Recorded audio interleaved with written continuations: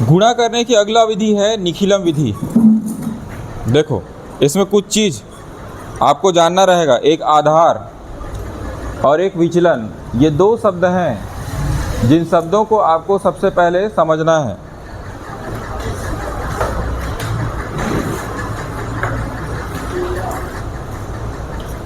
एक 1.5 के बाद आपका अगला है 1.6।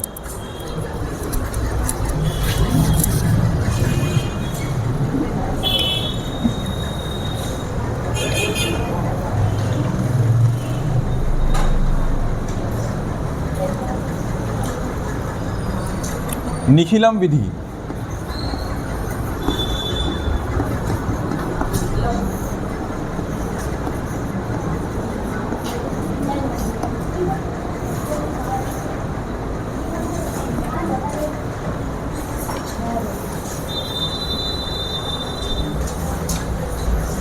इधर का क्लास अच्छा लग रहा है कि ऊपर अच्छा लग रहा था?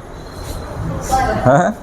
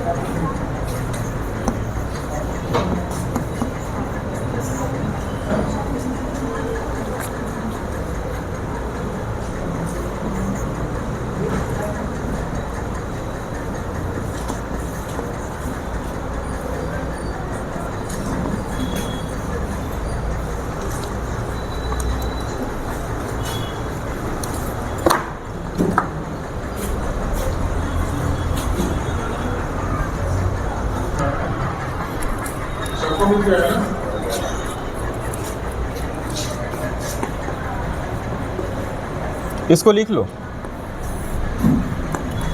निखिलम विधि लिखना, ये जितना यहाँ पे नीचे लिखा हूँ ये सब आधार हैं। 10, 100, 1000, 10,000। उसके बाद इसको लिखना, ये जो लिखा हूँ आधार, संख्या, आधार और विचलन, इसको पहले लिखो। उसके बाद प्रश्न में आगे बढ़ेंगे।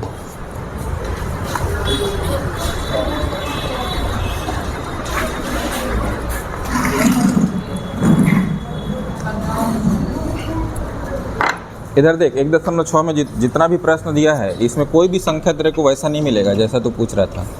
देख, कहीं भी देख, नहीं आएगा सर। आने के लिए नहीं सर, ऐसे जनरल। हाँ, वो मैं बता दूंगा। देख, इसमें 10, इसमें कितना? नहीं, इसका आधार कितना? 100। इसमें कितना? 100। इसमें इसका 100। इसमें 100। इसमें भी 100। इसमें 1000। इसमें भी 1000। इसमें 1000। 100 और 1000 में ख़त्म हो जाएगा पूरा प्रश्न। सर मैं ऐसे जनरल नॉलेज के। हाँ, मैं बताऊंगा, उसको बताऊंगा मैं।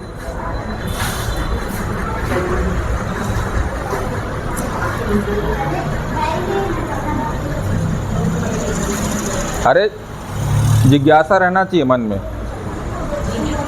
सीखने को प्रेरित तभी होता है इंसान जब उसके मन में प्रश्न आए, क्वेश्चन क्रिएट होना चाहिए।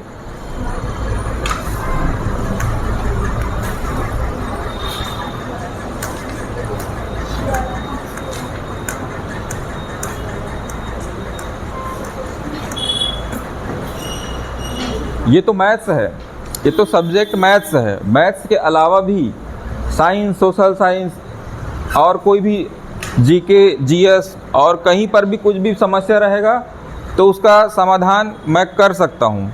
ठीक है,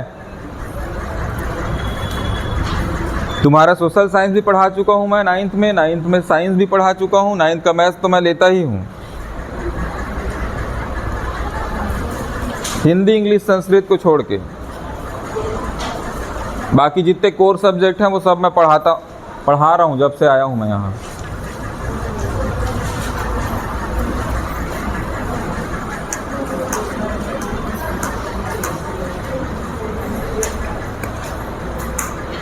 हो गया, लिख लिया इसको।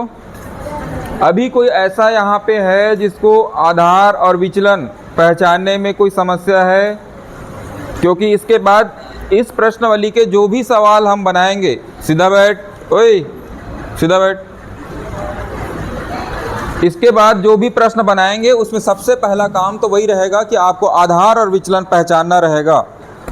जैसे इस 1.6 का जो पहला सवाल दिया हुआ है,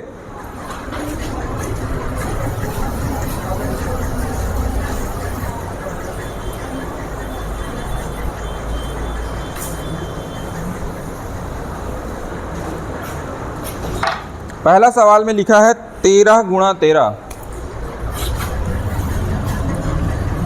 पहला 13 गुणा 13।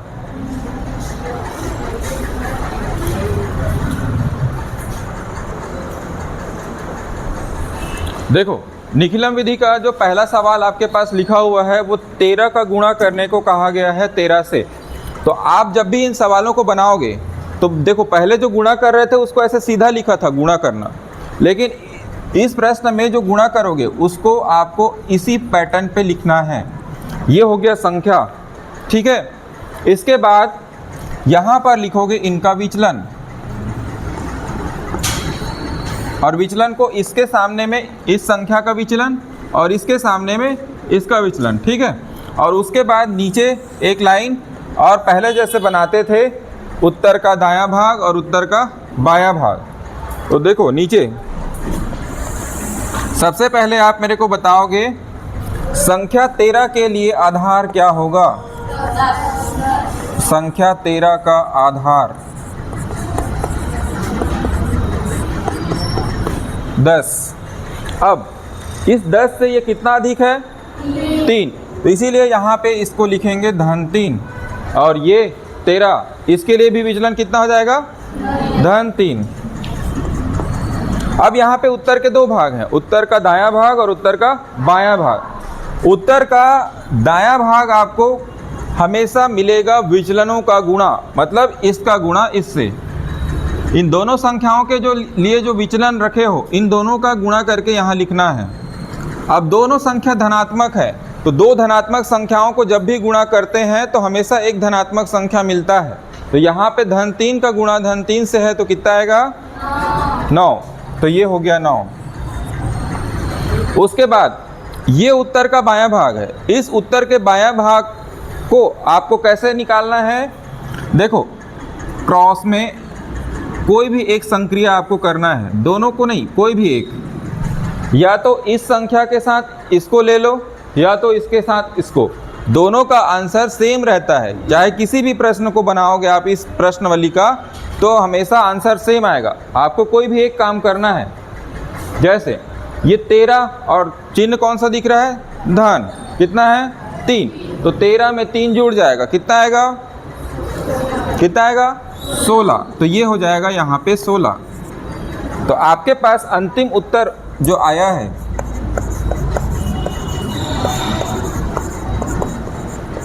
ये कितना हो गया, 169। वैसे भी आपको याद होगा कि 13 का वर्ग कितना होता है, 169, 169। ध्यान दो, आपको कम से कम 20 तक का पहाड़ा याद रहना चाहिए, 10 तक का घन याद होना चाहिए और 20 तक का वर्ग, ठीक है। वर्ग कहने का मतलब, अगर मैं आपसे पूछूं कि 15 गुणा 15 कितना होता है, तो आपको पता होना चाहिए 14 गुणा 14।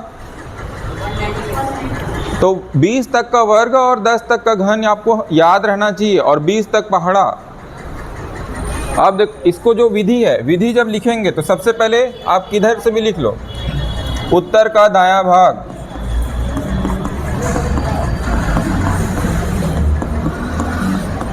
दायां भाग में आपने क्या किया था, विचलनों का गुणा। तो यहाँ पे लिखेंगे विचलनों का गुणा।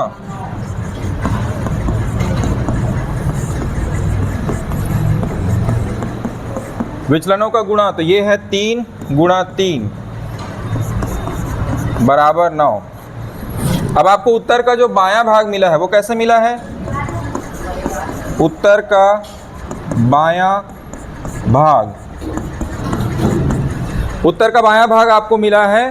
कोई भी एक संख्या आपको लेना है, आप चाहे पहला संख्या को लो या दूसरा संख्या को। अगर पहला संख्या को लोगे तो उसको उसके जो क्रॉस में जो विचलन दिख रहा है उसके साथ जो भी चिन्ह है, अगर धन का चिन्ह है तो जुड़ेगा, ऋण का चिन्ह रहेगा तो घटेगा। ठीक है, तो संख्या यहाँ पे इसको लिखते हैं इस प्रकार से, संख्या प्लस माइनस विचलन। प्लस माइनस इसलिए लिखा हूं क्योंकि अगर विचलन ऋणात्मक रहेगा तो घटेगा और अगर धनात्मक रहेगा तो जुड़ जाएगा। अभी हमारे प्रश्न में धनात्मक है इसलिए 13 धन 3 बराबर 16। चलो लिखो।